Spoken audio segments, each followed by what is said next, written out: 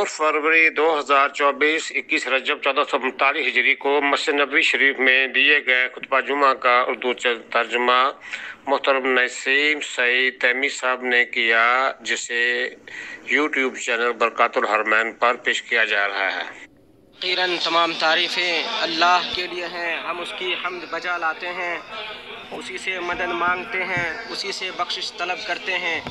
हम अपने नफ्स की बुराइयों और अपने बुरे आमाल से अल्लाह की पनाह चाहते हैं। जिस शख्स को अल्लाह हिदायत दे उसे कोई गुमराह करने वाला नहीं, और जिसे वो गुमराह कर दे उसे कोई हिदायत देने वाला नहीं। और मैं गवाही देता हूँ कि अल्लाह के सिवा कोई सच्चा माबूद नहीं, वो तन्हा है, उसका कोई शरीक नहीं। और मैं गवाही देता हूँ कि हमारे नबी मोहम्मद सल्लल्लाहु अलैहि वसल्लम उसके बंदे और रसूल हैं। बहुत ज़्यादा दुरूद व सलाम नाजिल हों आप पर, आपकी आल और आपके सहाबाए किराम पर। हम्द व सलात के बाद अल्लाह के बंदो, अल्लाह से डरो जिस तरह उससे डरने का हक़ है, और खलवत व सरगोशी हर हाल में उसकी निगरानी के एहसास अपने दिल में कायम रखो। मुसलमानों, अल्लाह अज़्ज़ा व जल ने मखलूक़ात को पैदा किया और उनके दरमियान फ़स्ल व कमाल में फ़र्क किया। उनमें अल्लाह के नज़दीक सबसे महबूब और बेहतरीन बंदे अम्बिया किराम हैं, फिर हमारे नबी मोहम्मद सल्लल्लाहु अलैहि वसल्लम के असहाब हैं। अल्लाह के नज़दीक औरतों में सबसे बेहतरीन और मुअज़्ज़ज़ आप सल्लल्लाहु अलैहि वसल्लम की अज़वाजे मुतहरात हैं, और अज़वाजे मुतहरात में सबसे महबूब उम्मुल मोमिनीन आयशा रज़ियल्लाहु अन्हा है। अल्लाह की ये सुन्नत रही है कि वो जिस बंदे से मोहब्बत करता है उसको आज़माता है। इसी सिलसिले का एक वाक़या सन 6 हिजरी में पेश आया, जिस वक्त मुसलमानों के एक बड़ी आजमाइश से दो चार होना पड़ा, और उसको ता क़यामत पूरी उम्मत के लिए आजमाइश का ज़रिया बनाया। वाक़या यूँ है कि आप सल्लल्लाहु अलैहि वसल्लम ग़ज़वा बनिल मुस्तलिक से वापस आते हुए जब मदीना से करीब पहुँचे, इस सफ़र में आपके साथ आपकी शरीक हयात आयशा भी थीं। आपने रात को कूच करने का ऐलान किया। आयशा रज़ियल्लाहु अन्हा क़ज़ाए हाजत के लिए निकलीं और लश्कर की जगह से थोड़ी दूर निकल गईं। फिर आप अपनी सवारी के पास आईं तो अपना हार गुम पाईं, तो दोबारा उसी जगह उसकी तलाश में निकल गईं जहाँ उसको खोई थीं। इसी दरमियान लोगों ने उनके कजावा को उठाया और वहाँ से कूच कर गए, क्योंकि आयशा रज़ियल्लाहु तआला अन्हा इतनी दुबली पतली और हल्की थीं कि उन्हें कजावा के खाली होने का एहसास तक नहीं हुआ। कजावा एक सवार होने की चीज़ है जो ऊँट के ऊपर औरत के लिए रखी जाती है। आयशा रज़ियल्लाहु तआला अन्हा फरमाती है, मैं एक कम सिन लड़की थी। ज़हबी फरमाते हैं उनकी उम्र उस वक्त 12 साल थी। फिर लश्कर आगे बढ़ जाने के बाद उन्हें हार मिला, वो अपनी जगह ही रुकी रहीं ताकि जब लोग उनको तलाश करें और ना पाएँ तो फिर उन्हें लेने के लिए उसी जगह वापस आएँ। उसी दरमियान उनकी आँख लग गई और वो सो गईं।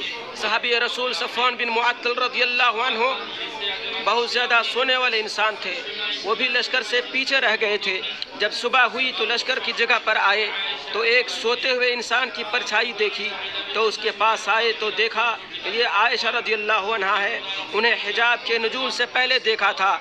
उन्होंने अपने चेहरे को उनसे फेर लिया और इन्ना लिल्लाहि व इन्ना इलैहि राजिऊन पढ़ा, जिससे हज़रत आयशा रज़ियल्लाहु अन्हा बेदार हो गईं। फरमाती हैं मैंने अपने दो पट्टे से चेहरे को ढांपा। उन्होंने मुझसे कोई गुफ्तगू नहीं की और ना ही मैंने उनकी ज़बान से कोई जुमला सुना सिवाय इन्ना लिल्लाहि व इन्ना इलैहि राजिऊन के। इब्नुल असीर फरमाते हैं सफ़वान एक बहादुर, बेहतरीन और नेक इंसान थे। उन्होंने अपनी ऊँटनी को बैठाया यहाँ तक कि आयशा रज़ियल्लाहु अन्हा सवार हो गईं। फिर उनको सवार करके वो ऊँटनी को हाँकते हुए चल पड़े, यहाँ तक कि दोपहर के वक्त लश्कर से जा मिले। शेखुल इस्लाम इब्न तैमिया फरमाते हैं उनका उनके साथ सफ़र करना उससे बेहतर था कि वो वहीं गुम पड़ी रहती। जब मुनाफिकीन के सरदार अब्दुल्ला बिन उबई बिन सलूल ने देखा कि आयशा रज़ियल्लाहु अन्हा लश्कर से पीछे रह गई हैं, तो उसने तहारत व पाकीज़गी के पैकर खान वादाए नबूवत पर इल्ज़ाम तराशी शुरू कर दी। फिर वो मदीना आया और पाक दामन शरीफा खातून की इज़्ज़त व आबरू के ताल्लुक़ से झूठ फैलाना शुरू कर दिया और हर महफिल में अफवाह फैलाता रहा। लेकिन आम अहले ईमान का मक़ूला था सुबहानक हाज़ा बुहतानुन अज़ीम, ए अल्लाह तू पाक है और ये बहुत बड़ा बुहतान है। क्योंकि जो वाक़या पेश आया था उसमें शक व शुबा की कोई भी चीज़ नहीं थी। आयशा रज़ियल्लाहु अन्हा एक कम सिन औरत थी जो अपने साथियों से खो चुकी थी। एक सहाबी रसूल ने उनके साथ बहुत एहसान करते हुए उन्हें उन तमाम लश्कर के पास ले आया। आयशा रज़ी अल्लाह ताला अन्हा जब मदीना पहुंची तो बीमार पड़ गईं और तकरीबन 1 माह तक घर में पड़ी रहीं। उन्हें कुछ भी मालूम नहीं था कि उनके बारे में क्या कहा जा रहा है, क्या अफवाह फैलाई जा रही है। अलबत्ता बीमारी के वक्त नबी सल्लल्लाहु अलैहि वसल्लम की तरफ से जो मोहब्बत और प्यार मिलता था वो इस बार नहीं मिल रहा था। वो कहती हैं मेरी इस तकलीफ़ के वक्त जो चीज़ मुझे खटक रही थी वो ये थी कि मैं नबी सल्लल्लाहु अलैहि वसल्लम की तरफ से उस लुत्फ़ व करम को महसूस नहीं कर रही थी जो इससे पहले बीमारी के वक्त महसूस किया करती थी। आप सल्लल्लाहु अलैहि वसल्लम आते तो सिर्फ सलाम करते, फिर उनके करीब जो बैठे होते उनसे कहते ये कैसी हैं। जब वो बीमारी से शिफायाब हुई तो उम्मे मिस्ताह रज़ियल्लाहु अन्हा ने अहले इफ्क की तरफ से लगाए गए इल्ज़ाम के बारे बताया। आयशा रज़ियल्लाहु अन्हा फरमाती हैं तो मेरी बीमारी मज़ीद बढ़ गई। जब अल्लाह के रसूल उनके पास आए तो फरमाया क्या आप मुझे अपने वालिदैन की ज़ियारत की इजाज़त देते हैं। कहती हैं मैं उस वक्त उस खबर की तस्दीक उनसे करना चाहती थी तो अल्लाह के रसूल ने इजाज़त दे दी। मैं अपने वालिदैन के पास आई और अपनी वालिदा से कहा ऐ मेरी माँ, लोग मेरे ताल्लुक़ से क्या गुफ्तगू कर रहे हैं। तो उन्होंने लोगों की गुफ्तगू के बारे बताया तो अपनी इफ़्फ़त व इस्मत पर इस हमला को सुनकर आयशा रज़ियल्लाहु ताला अन्हा पर मुसीबत का पहाड़ टूट पड़ा, क्योंकि एक औरत दीन के बाद सबसे कीमती शय जिसकी वो मालिक होती है उसकी इज़्ज़त व आबरू ही है, यह उसका शर्फ़ व कमाल और उसका जमाल है। कहती हैं मैं 1 रात और 1 दिन मुसलसल रोती रही, मैं 2 रात और 1 दिन मुसलसल रोती रही। मेरी आंखों से आंसू मुसलसल जारी थे, मुझे नींद बिल्कुल भी नहीं आती थी। मेरे वालिदैन की गुमान हो चुका था कि रोने की वजह से मेरा कलीजा कहीं शक ना हो जाए। इस आज़ीम इफ्तरा और बहतान की वजह से मोमिन औरतें भी रोने लगीं। आयशा फरमाती हैं मेरे पास मेरे वालिदैन बैठे हुए थे और मैं रो रही थी। इसी दरमियान एक अंसार की औरत अंदर आने की इजाज़त तलब की, मैंने उन्हें इजाज़त दी तो मेरे साथ बैठकर वो भी रोने लगी। जहाँ तक हमारे नबी मोहम्मद सल्लल्लाहु अलैहि वसल्लम की बात है तो वो इंतहाई गमगीन और खामोश थे। इफ्क से मुताल्लिक किसी से कोई बात नहीं की थी। 1 महीना से वही नाजिल ना होने की वजह से परेशानी और बढ़ गई थी। इस मामले में आप पर कोई वही भी नाजिल नहीं हो रही थी तो आपने अली बिन अबी तालिब और उसामा बिन ज़ैद को बुला भेजा, क्योंकि वो दोनों आपके अहले खाना को ज़्यादा बेहतर जानते थे, ताकि उनसे आयशा रज़ियल्लाहु अन्हा से जुदाई के बारे मशवरा तलब करें। आपने आयशा के पास मौजूद एक लोंडी से पूछते हुए कहा ए बरीरा, क्या तुमने कभी उनमें कोई चीज़ काबिल शक देखी है। और उम्मुल मोमिनीन ज़ैनब बिन्त जहश रज़ियल्लाहु ताला अन्हा से भी पूछा तुमने उनके बारे क्या जाना और क्या देखा। तो उनमें से किसी ने भी कोई आयत हज़रत आयशा पर नहीं लगाया। फिर आयशा के पास आए, उस वक्त उनके वालिदैन भी वहाँ थे। आपने सलाम किया, फिर बैठ गए।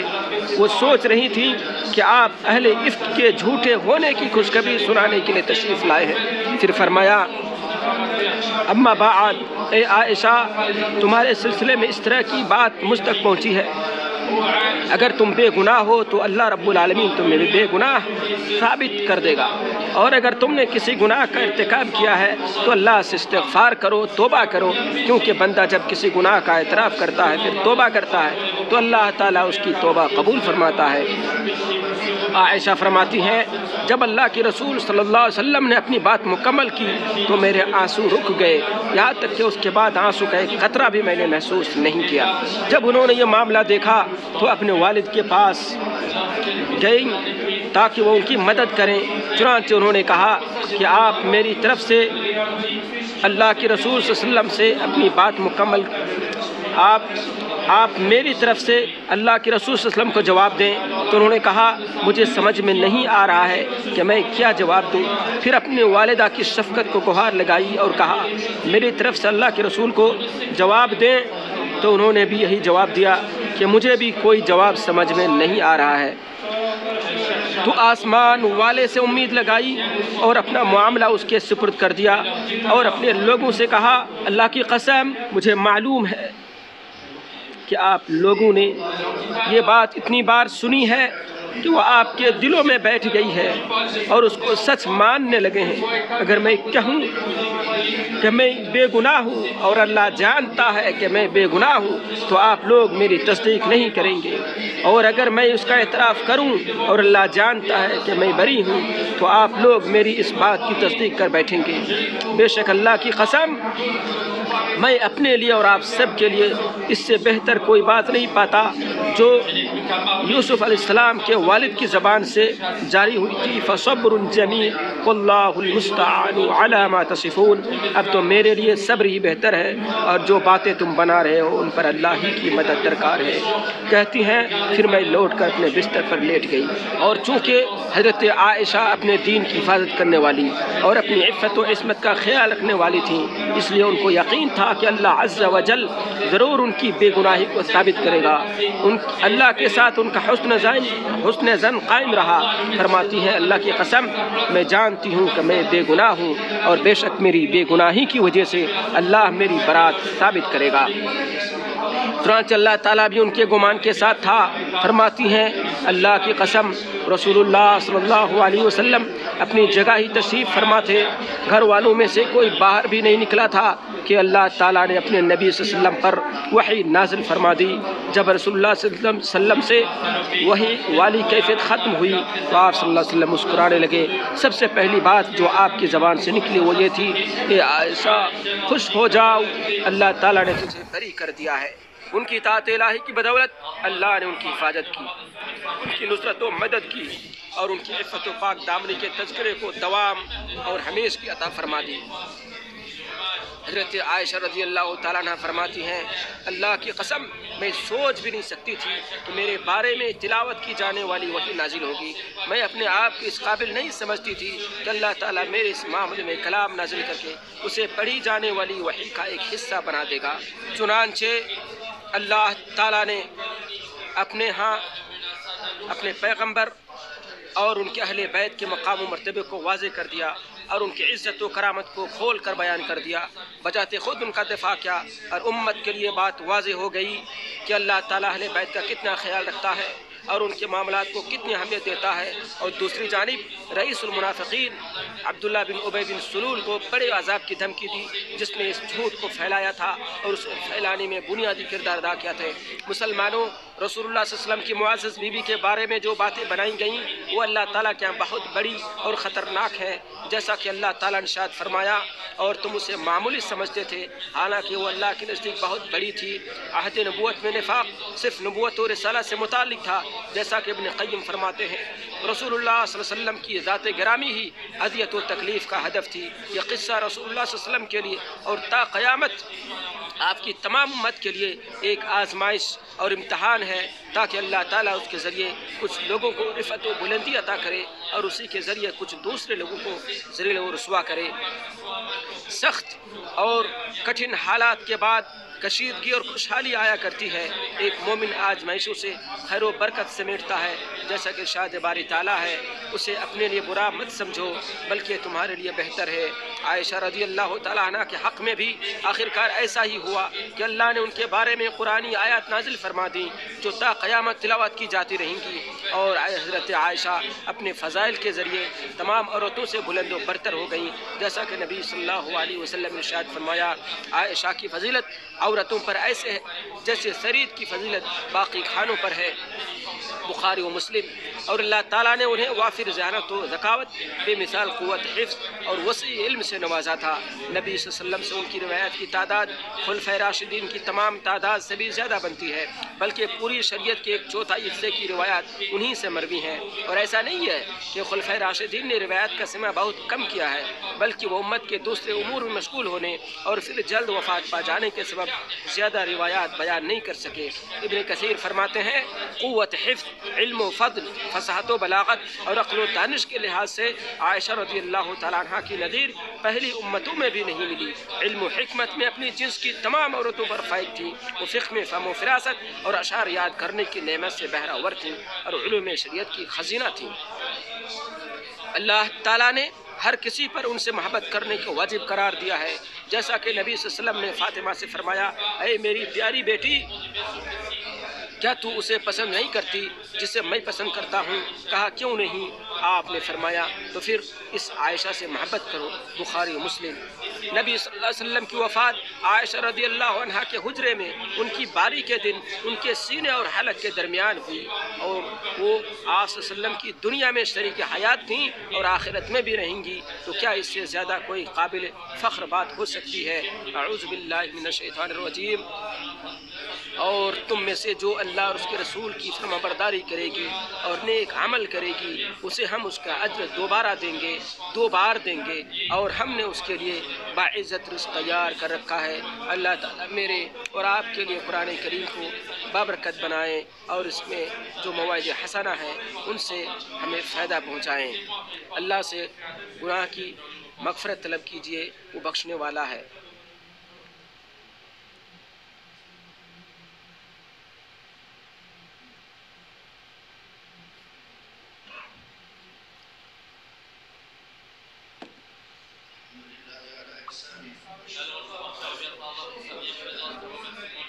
تمام تعریفیں اللہ کے لیے ہیں، تمام تعریفیں اللہ کے لیے ہیں، اس کے احسانات پر اور ہر طرح کا شکر ہے اس کی توفیق اور انعامات پر۔ میں اللہ کی عظمت شان کا اعتراف کرتے ہوئے گواہی دیتا ہوں کہ اس کے علاوہ کوئی معبود برحق نہیں، وہ تنہا ہے، اس کا کوئی شریک نہیں، اور میں گواہی دیتا ہوں کہ محمد صلی اللہ علیہ وسلم اس کے بندے اور رسول ہیں۔ بے شمار درود و سلام نازل ہوں آپ پر اور آپ کی آل اور آپ کے صحابہ کرام پر۔ مسلمانوں، اللہ تعالیٰ نے مسلمانوں کے لیے واقعہ افک کے بعد کئی نصیحتیں فرمائی ہیں جو در حقیقت عزت و آبرو کی حفاظت کے اصول و ضوابط ہیں، جیسا کہ ارشاد باری تعالیٰ ہے، اور اللہ تمہیں نصیحت کرتا ہے کہ اگر تم مسلمان ہو تو دوبارہ کبھی ایسی غلطی نہ کرنا۔ ان اصول و ضوابط میں سے ایک یہ ہے کہ نیک اور پاک دامن لوگوں کی بابت ہمیشہ حسن ظن رکھنا چاہیے، جیسا کہ ارشاد باری ہے، کیوں نہ جب تم نے اسے سنا تو مومن مردوں اور مومن عورتوں نے اپنے نفسوں میں اچھا گمان کیا اور کہا کہ یہ سری بہتان ہے۔